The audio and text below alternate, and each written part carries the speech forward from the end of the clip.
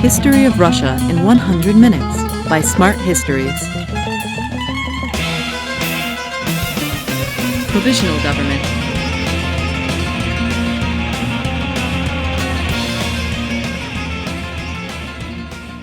Between the February Revolution and the October Revolution, Russia was governed by two concurrent governments, the legitimate liberal Provisional Government and the radical left-wing Petrograd Soviet. Provisional Government. The Provisional Government was a temporary institution whose role was to arrange general elections and hold things together until the Constituent Assembly could be summoned. It had universal support during the first weeks, but that support waned very fast. That government has mostly been referred to as a failure. Peace, bread, land. The Provisional Government had little power and ability to solve the most urgent problems of peace, bread, and land that Russia was facing in 1917. Russia was still completely tied to the war effort that swallowed an enormous part of its food supplies and resources. The internal market was paralyzed, and peasants had no interest in selling their grain. The government had very little authority over the military to demand the grain, so there was not enough food to be distributed to the cities. The government also failed to declare the much anticipated land reform,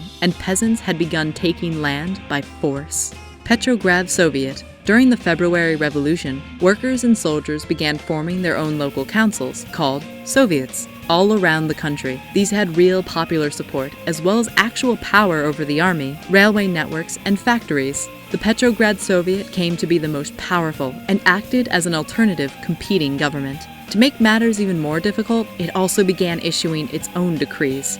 Crisis. The Provisional Government was politically very unstable. The first coalition was dominated by the Cadets, constitutional monarchists, and led by Prince Georgy Lvov. From July 1917 onwards, the socialist left-wing coalition came to the autocracy of just one man, Alexander Kerensky. He was much ridiculed and named the Persuader-in-Chief. In August 1917, the monarchist general Lavr Kornilov tried to overthrow the Provisional Government. It is argued that Kerensky first conspired with Kornilov against the Petrograd Soviet, but then lost his nerve and gave arms to the Soviets, dominated by Bolsheviks at that time, to protect his own power in Petrograd against Kornilov. The Soviets put a halt to Kornilov successfully, but the event cost Kerensky his political career and doomed the Provisional Government. After declaring Russia a republic on 14th of September 1917, Kerensky's next cabinet was overthrown by the Bolsheviks just 3 weeks later. Thank you for watching. For thousands of helpful resources of Russian history, please visit our website at smarthistories.com.